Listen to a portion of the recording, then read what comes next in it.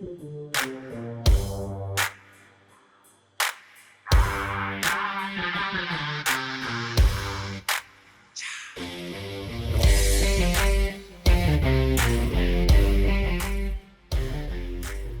this is Jeremy Kellett, Director of Recruiting here at Oakley Trucking, and I'm your host for this podcast. This is the Oakley Podcast, Trucking, Business, and Family, and this is episode 128. So on today's episode, we Miles Mason, that works here at Oakley, is going to sit down with one of Oakley's owner-operators, Jimmy Evans, and he's from Ohio. Going to be a great conversation between these two because they're new to Oakley. So Miles Mason works in the recruiting department and helps with our social media and podcasting and things like that. And he's been here since April, I believe. And then we got Jimmy Evans that just started his journey as an independent contractor with Oakley Trucking. And it's a good conversation that they have. Jimmy's been driving for many years and got a military background, and he talks a little bit about that too, which is very interesting. So it's just a good conversation between those two. I hope you enjoy it. But first, now let's do a Oakley update sponsored by Aero Truck Sales. Let's listen to one of Oakley's owner-operator experience with Aero Truck Sales. Called Kenworth off of 440, called Peterbilt, called Freightliner. None of them wanted to work with me. So Jeremy Kellett got me over to Trey Visor. Me and him had a conversation. He sent me to Keith Wilson and never looked back from that point. I was upside down $29,000 and change. They paid off all but $5,000 of my loan on a blown truck. That right there said a lot to me. You know, they were willing to step outside of their comfort zone to get my deal done. I never felt like a customer. It was more like a family feeling. He took care of every aspect of the deal. He was completely transparent. There was no hidden nothing. So if you're in the market for a used truck, you owe it to yourself to call Keith Wilson at Aero Truck Sales in Springfield, Missouri. Tell him you heard it on the Oakley Podcast. So real quick on the Oakley update, I don't know if you've been to our YouTube channel lately, but JP in the safety department has put out 3 new videos concerning GEOtab, and very helpful hints that it basically did it saying they get a lot of calls for these simple task to do. So he did a video putting it out there showing you a couple of things. One of them, let's see, they were just 2 to 3 minute videos, but how to verify logs, how to add and detach shipments, and also how to log in to TransFlow and hours of service. So check those out on our YouTube channel, Oakley Trucking, and it'll show you how to do that simple. So he does a great job with that. Also, next week, I'm looking forward to next week's episode because we're going to be talking about the Oakley Company Party that took place here in North Little Rock and all the stuff that happened and everything that went on with the Pride and Polish and just the recognition of employees and independent contractors. Is going to be a great episode. So tune back in for that. We're great to be back with you. Starting these podcasts took a little bit of time off for a month just to regroup and kind of get some new content for you and get fired back up. So we got some good information coming at you. And we're starting out with this conversation between Miles and Jimmy. So Jimmy, how's it going? It's going good. Why don't we just start off with, where are you from? Okay, I'm from Northeast Ohio. I live in a little town called Ravenna, which is right between Akron and Youngstown, Ohio. Very cool. And you said you lived in the Carolinas. I did, for a yeah, period of time I before did. you joined the Marine Corps, Yeah, correct? yeah, about halfway through my adolescent years, I lived in Charlotte and Greenville, South Carolina. We migrated back to Northeast Ohio. And then I joined the Marine Corps, and they immediately sent me back to Camp Lejeune, North Carolina, which was on the other end of the state. And I loved every minute of it. Very cool. And so that's where I had asked you before where you got started, because didn't you say that you've been driving for 31 years? 31 years. Trucking for 31 years. Yes, that's correct. And that interest was sparked by your service in the Marine Corps? Exactly. Right? I was a motor transport Marine, and you always go to the military, learn a skill. So my skill was driving, and I was a tractor trailer heavy equipment hauler. And I thought, what am I going to do when I get out? Well, I'm a driver, so I'm going to go drive, and here I am. So where all did your service in the Marine Corps take you? Oh, everywhere. Really? Yeah. Like, did it take you overseas? Oh, absolutely. Where overseas did you go? Goodness gracious. I mean, I was stationed in Okinawa, Japan. Been up in Norway, Iceland, Greenland, and then obviously, you've got OEF, OIF, Operation Enduring Freedom, and Iraqi Freedom with Baghdad, Kandahar, and all those deployments, because I had 7 deployments there. Gotcha. What is driving heavy equipment in Japan like? That seems like it would be very interesting. It is very interesting because you're driving a American-made piece of equipment on the opposite side of the road, because they drive like in England and Japan. Yeah. So you're sitting opposite of the center lane, trying to make sure you're not hitting anybody. Yeah. Yeah. From a safety standpoint, it's pretty awkward, but you get used to it. So it's very unique. So in your opinion, what is the place that you've been to that was like totally like rocked your world? The best place, without a doubt, would have been Norway. Really? Yeah, I've been there 3 times. What about Norway? That's just beautiful. It's beautiful. You get up into the fjords and the mountains, and I've been there 3 times, and it's just unreal how gorgeous it is up there. And the people were phenomenal.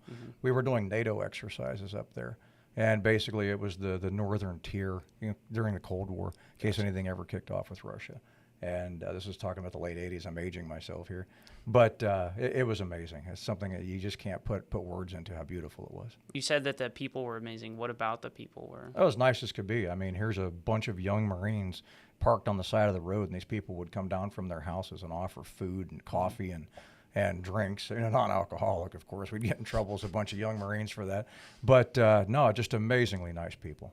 So tell me a little bit more about your personal life. You said you have a wife. Do you have any kids, any family? No. Sister, half brother, been married for 12 years now.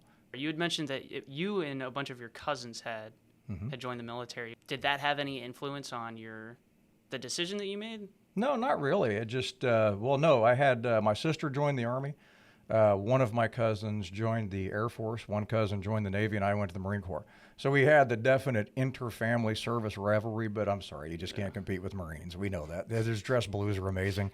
But it was a good little family rivalry. That was the silver lining, was wearing the dress blues? Oh, you can't beat them. Oh, yeah. Yeah, okay. Those dress blues, they're amazing. Here's a out-of-pocket question. Or maybe out-of-pocket isn't the right word, but what is your life philosophy?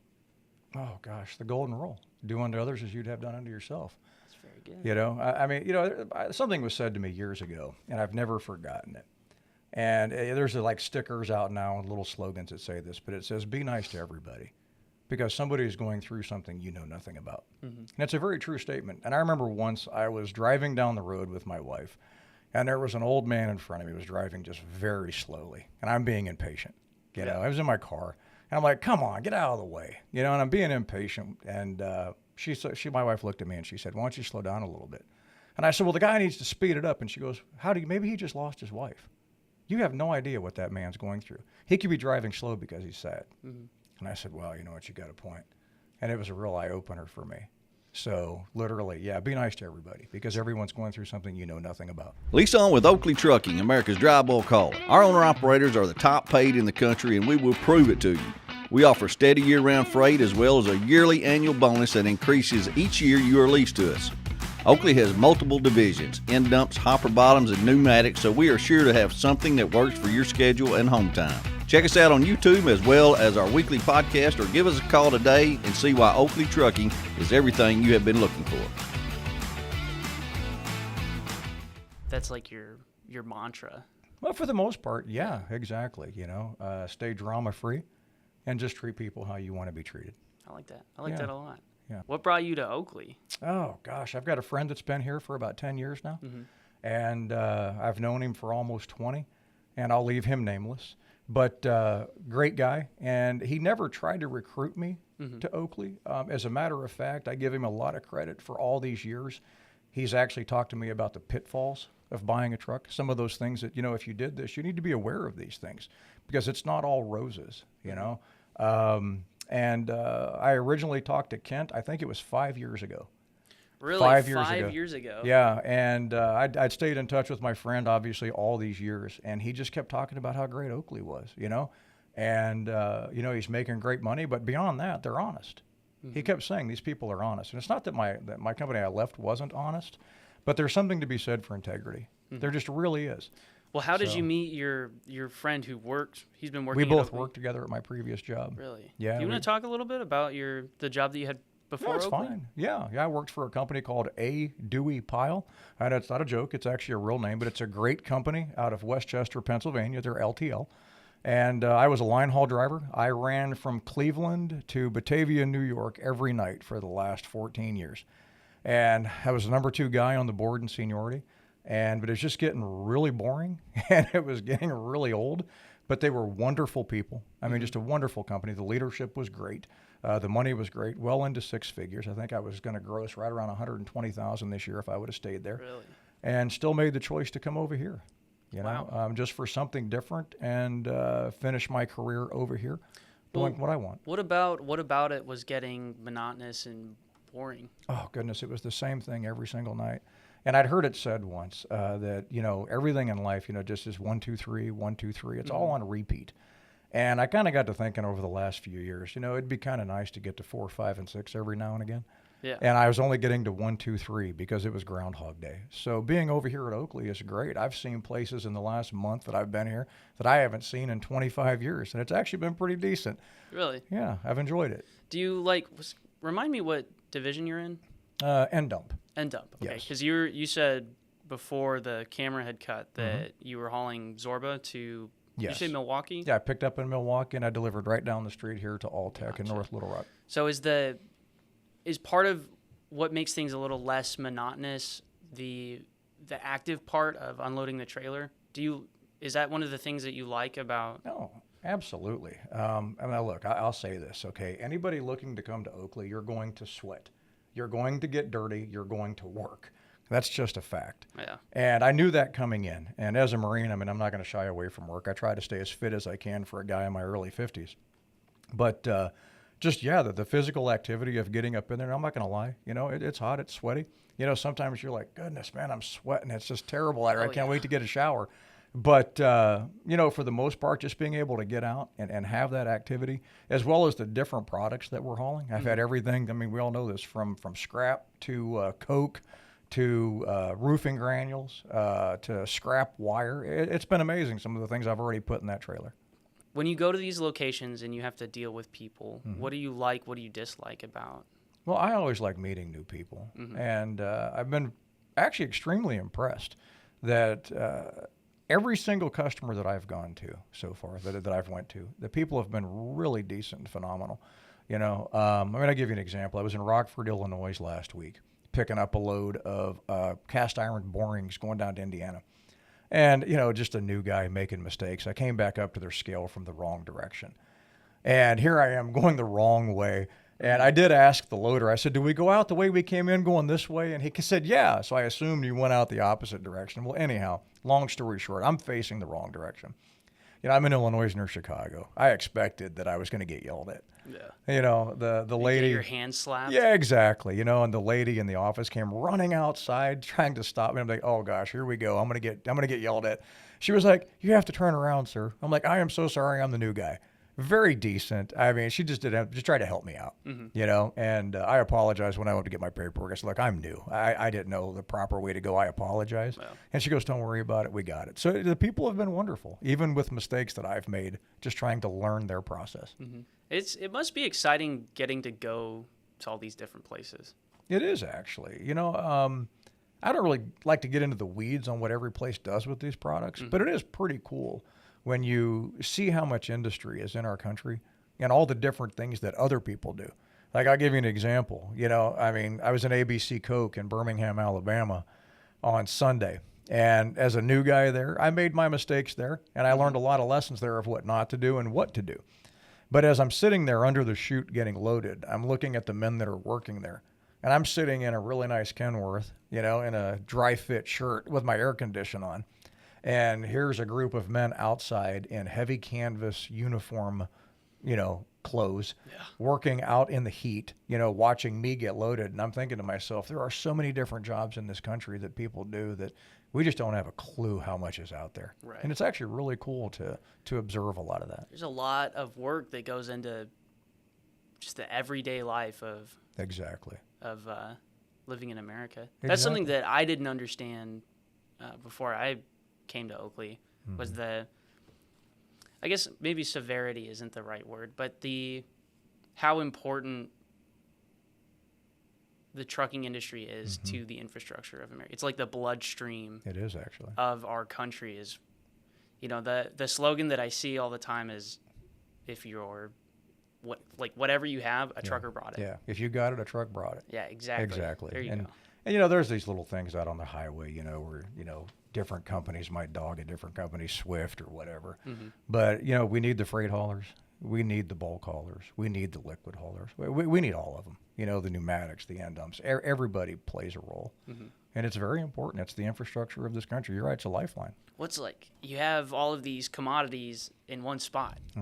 How are you going to get them to the other side? They're in, you have commodities in North Carolina that need to go to Washington State. Exactly. How is it going to get there? Exactly. You got to pay somebody Right. to take it over there. Yeah, who would have thought that roofing granules are going to go from Moncure to OC, Atlanta? Exactly. Or from, Wausau, Wisconsin over to Shakopee, Minnesota.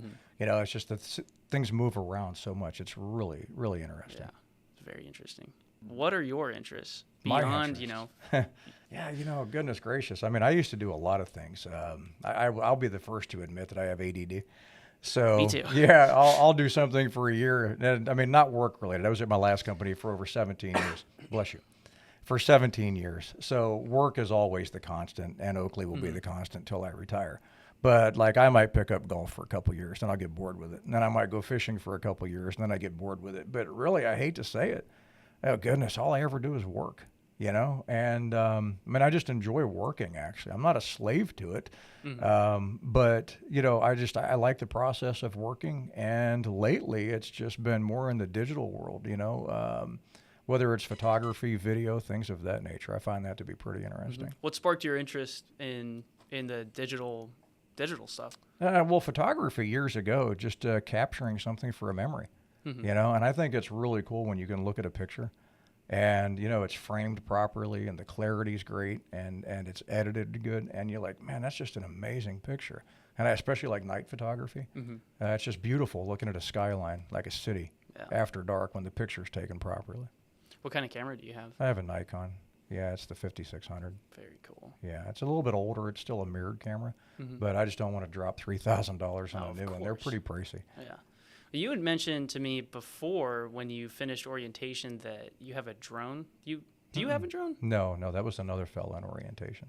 Who was that? Nick. I think his name was Nick. Was it Nick? Yes. Your orientation class was very special because usually when I give that marketing spiel to people, you can usually tell if they're going to be interested in it or not. And I was surprised at the amount of people in that class that are actually interested in the video production and the photography. It's not a lot of times. It's very. I'm getting into the weeds of how people view technology, which I don't know if I necessarily want to go there. It's just usually people are either all about it or they're not. Exactly. So I was surprised with the amount of people in that class that were like, video editing, totally. Exactly. There's down for like it. 2 or 3 of us had exposure to that, maybe 4 if I'm not mistaken. So yeah. Do you use a lot of social media? No, not really, because I don't like the drama. Oh yeah. Yeah, and I think most of it's fake, actually. I mean, you've got a lot of really. What, like the things that people are talking about? Or? Oh, yeah, exactly. And just long, short. Not to go off on a tangent about social media, but for those people that are using it for family and friends, obviously it has a purpose. The grandparents seeing the grandkids, stuff like that. But in a lot of cases, I think people are living a fake life on social media. Look, everybody's on vacation, and we just spent $30,000 to go wherever. And, we live in the biggest house and drive the best cars. And it's a facade of what may actually be going on, because the reality is that family's probably in debt up to their eyeballs, and they're trying to make everybody impressed on social media, when in all actuality they're living a very stressful life because they're trying to be something they're not. I will say that I have seen studies that the more of a part that social media has played in everyday life, the less satisfied a lot of people are with their own lives, because it's kind of like part of what you're saying, or what it's reminding me of, is that you're seeing like the best parts of people's lives. You're just seeing like snapshots of Yeah. it. So when all you see are the good of somebody's life, Yeah. you start, drawing that comparison. Like Exactly. these people are always happy, always having a good time, always Yeah. doing these great things. It's like, what am I doing? Yeah. Well, you never actually see the worst parts of somebody's life on social media. Right. So Yeah. They don't post the fight they had last no, night. exactly. Yeah. No, they don't. They I- post the great dinner they had 3 weeks ago, but not the big argument they had Yeah. last night about the Bills and the kids. Which sometimes I have to just completely it can be difficult, especially because that's my job is handling all the social media. Yeah. But there's sometimes that I just have to like Just disconnect. just get Yeah. away from it, because you can really get you like fall into the pit, or you get so wrapped yeah. up in the social media. You have to like Exactly. take a break, enjoy what you have, Yeah. reevaluate. Exactly. This one says off topic. This is a note that I have. Sure. Something that I was thinking of was the novelty of things looking well worn. Okay. Elaborate. Yeah, elaborate. So, I mean, here's literally what happened. I was looking at my shoe, Mm-hmm. and I was thinking about how whenever I wear shoes, I will wear the same pair of shoes every day. I usually don't switch it up. I'll Right. stick to one pair of shoes, but I kind of like that over time, you wear something enough times it gets kind of Right. worn out. Mm-hmm. So I think that certain people, there's like the novelty of something looking well worn. Mm-hmm. And I think the other comparison that I drew to that is that there's people who are into motorcycles. Mm-hmm. Like I'm into motorcycles. Mm-hmm. There's a certain novelty about old, like it's kind of like going to an antique store. Yeah. See an old Triumph or a Norton. and Yeah, just loving it. exactly. It's Yeah. like totally clapped out. Yeah. But that's part of Yeah, the I beauty can of it. appreciate that. Yeah. So I wanted to ask you how you feel about that. The novelty of things well worn. Well, I'm going to go a completely different direction with Do it. this. I'm not going to use it in regard to a material thing. I'm going to use it in the human sense. And a word that I'm going to use is mentors and wisdom. Okay? So you have an old pair of boots. Okay? And those are the best boots you've ever owned. They've done you well. Okay? Yeah. Well, I don't want to insult people of age because I'm getting there very quickly. Mm-hmm. But when I look at the mentors that I've had and those men and women that are maybe a decade older than me, 2 decades older than me, and they give me very wise advice, okay, after much discernment and life's experience, you start to appreciate the novelty of something well worn as we get older. And you know what? These are some wise words that I'm being given right now. I might want to absorb them and hang on to them for a little while. So that's what I take from that. Did you have a lot of mentors growing up, or like? I've been very fortunate that I probably have a very core nucleus, maybe 5 men that I've had, and obviously my grandmother passed many years ago. Yeah. She was without a doubt the wisest person I've ever known. And many, many conversations that, I didn't appreciate them as much then, even though I loved them. But now when you look back on them, you're like, yeah. She used to have this saying that she said, I got too soon old and too late smart. Say that one more time. I got too soon old and too late smart, which is another way of saying wisdom comes with age. Oh, yeah. And it's very true as I look back on those things. And I'm not a wise person by any stretch of the imagination, but I can see in my life times where these men and women that I've had that have been mentors, some of the things that they've said to me actually absorbed and were instilled, and it changed the direction I may go or a focus that I may have that I otherwise may not have done. Kind of like, man, they were right. They were right, exactly. I like what you said. You had your core nucleus, because that reminds me of there's this book by, I don't know if you know who Jack Donovan is. He has this book called The Way of Man, and the first part of the book talks about humans and their social structures.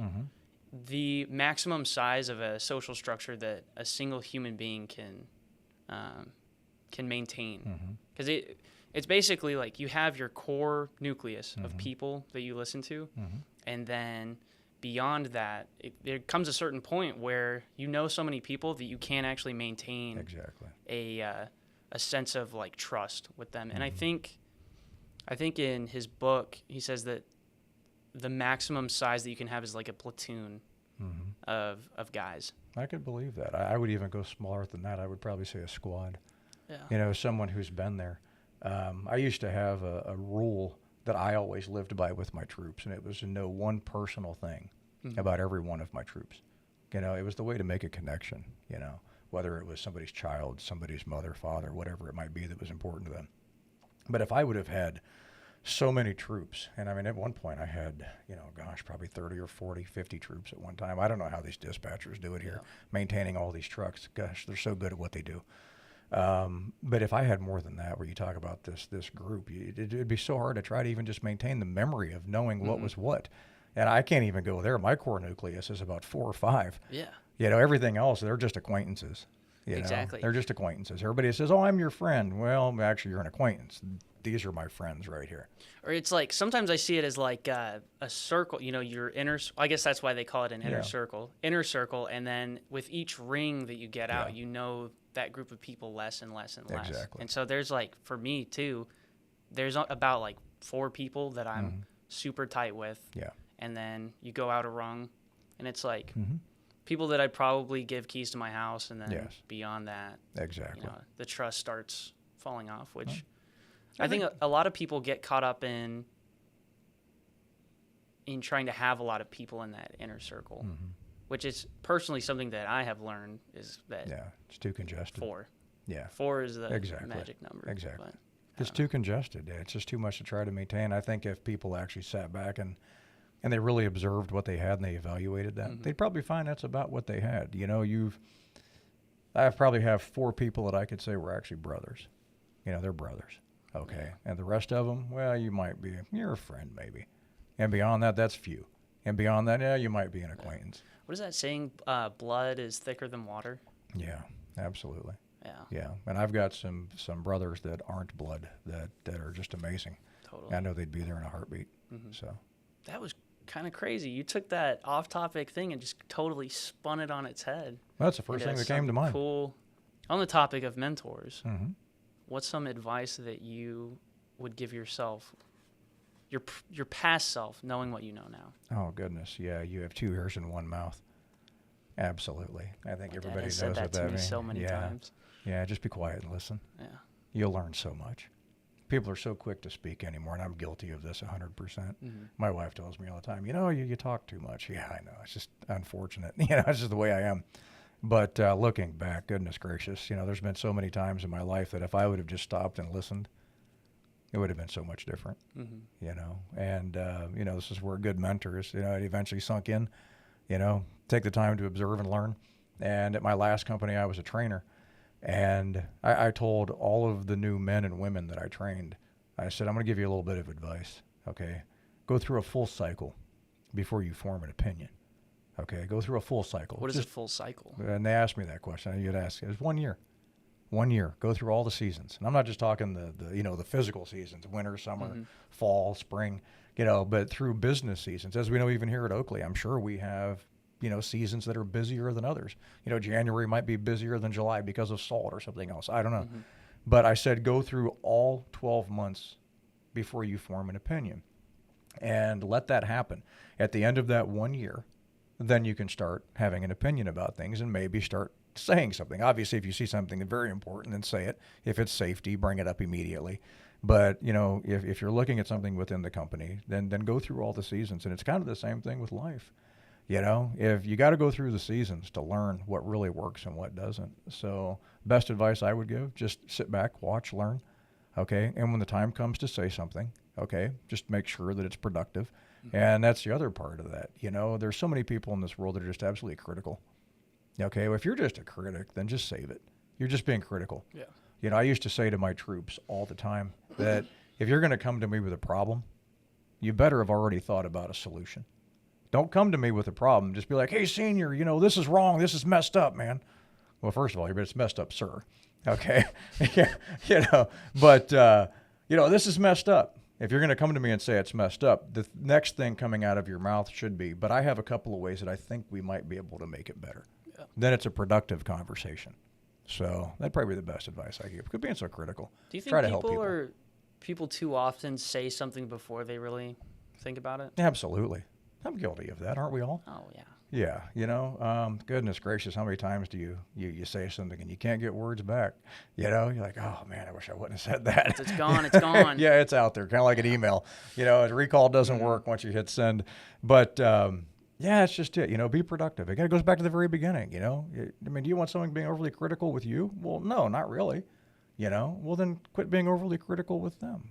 Don't be so quick to speak. Yeah. Just sit back and listen for a little while. Just be listen. productive. Offer, productive suggestions. Be constructive. Scott Cowden has said before on the podcast, the key to good communication, the first step to good communication is listening. Yeah, that's very true. Smart man. Absolutely. Yeah, smart man. Very That's good smart. advice. So there's so many times that my parents have given me advice and I'm like, yeah, whatever. Yeah. And then it comes full circle and I'm like, Yeah. man. And the older you get, the more you realize it. Mm-hmm. It's amazing the older you get how much you implement what they taught you, But by the same token, I had this conversation with a guy one time, and he was talking about how his father was and, his dad's father and whatnot. And he was kind of going down the same path, and it wasn't a good direction to go. And I said, don't be your dad's dad, or don't let your dad be you. You have the ability to change the direction right now, And so, just those different things in life where, you could look and it could either be you can implement it, okay, and be the same person, or you can realize, there might be a different way to do this. I don't want this because I didn't particularly enjoy this part of my life. So I'm going to make that change so it's better for those people coming after me. We all have that power, just in how you treat other people. Mm-hmm. One of the weird things about getting older that I'm 24, and I'm coming to realize the transition between, when you're a kid, it's like your parents are everything. Yeah. Everything, like, guiding you. Mm-hmm.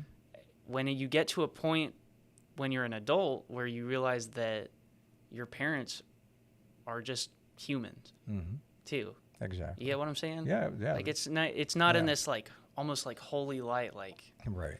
it's You're once you reaching- become an adult, you realize you're in the same boat. Exactly. And that they're just like us. They were just trying to make the best decisions they could. They're not perfect. They're going to make mistakes. Yeah. It's just life. Life is crazy. Exactly. Life is very crazy. Exactly. Did you say you're a man of the faith? Mm-hmm. What denomination? Oh, well, I was raised Protestant Baptist. My wife was Catholic. So when her and I got married, I switched over, and I can't remember exactly what the word was, into the Catholic Church, went through RCIA and all that. And then we kind of got away from that, and we pretty much just kind of became independent with our faith, where, the relationship that we have spiritually is between us and God, and, that's how we channel our life and our spiritual life, because there's just been so many things that are jaded lately with the different doctrinal religions and the churches. It's not to knock them in any way, shape, or form, but there's been a lot of corruption, just like in government. A lot of corruption, a lot of drama, a lot of stigmas, a lot of this, a lot of that. And it's like, goodness, if you're a part of this, I mean, how do you know it's completely correct? How do you know this? How do you know that? So, you just pray about it and go a direction. And her and I, we worship independently.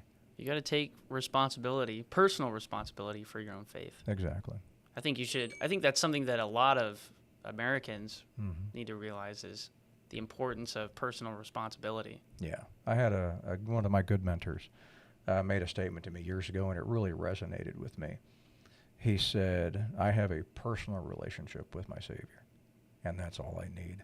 And not to say that, you don't have fellowship with people that are like-minded, but nonetheless, it was very important that when he said that, because it really resonated with me, it's all about that personal relationship. Yeah.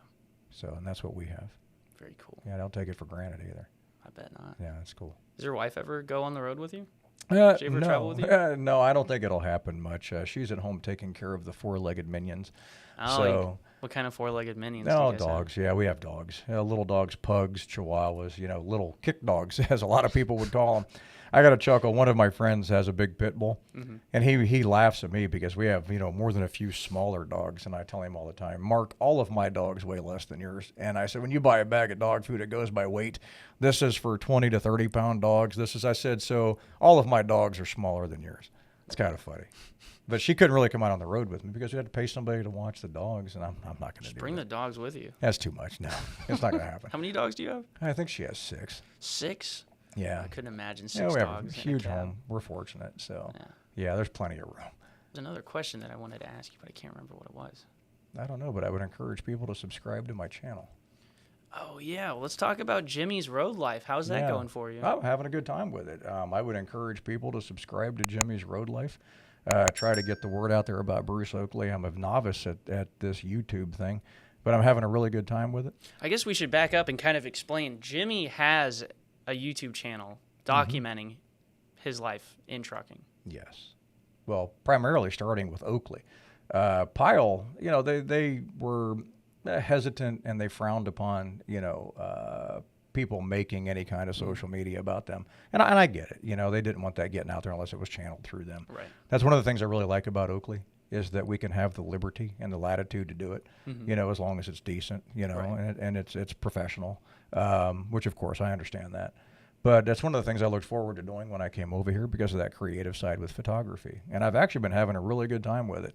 And I know before I came to work here, Tanner Sides, Rob Holly, those men that have been here that were doing it. I mean, I absorbed all of their videos, trying to learn as much as I could about Oakley. And I thought it was pretty cool that they were doing that. And I said to my wife, I said, that would be a lot of fun. I want to do that. And so after I came here and kind of got, my feet a little bit wet with what was going on, I kind of got into a rhythm. I started doing it myself, and I've actually had a really good time with it. That's cool. Yeah. I remember the question that I was going to ask you earlier. What do you do when you're on the road to occupy yourself? That's a pretty broad question. Actually, I guess, yeah. It's kind of like, what do you like to do whenever you're on a long drive? Well, here's what I'll say, okay? My dispatcher is Kyle Haney. I haven't met him yet because he's in Oklahoma. Port 33, I think it is, Port 33. Goodness gracious, when I was given him as a dispatcher, and I'll get to your question here briefly, I thought, man, I've got a dispatcher in Oklahoma. How's this going to work? And everybody here, Dustin, Randolph, all those people said he's a great guy. Been here for a long time. They said he's a good dispatcher. I'm going to tell you something. He's a good dispatcher. I'm very impressed. Really? Yes. Kyle, if you're watching this, you're rocking it. I appreciate it. Okay, you're doing a great job. He has kept me slamming, and I love it. I'm a busy guy. I told him what is slamming? He's working. Kept you slamming? Just keep me moving. Okay. Just keep me moving. And I'm not out here to sit around and play pinball games in the truck stops. I'm out here to make a living. I'm out here to put as many miles on that truck as I can. And I've got to give it to Kyle. Okay, I got here today for a 34-hour reset with 20 minutes left on my clock.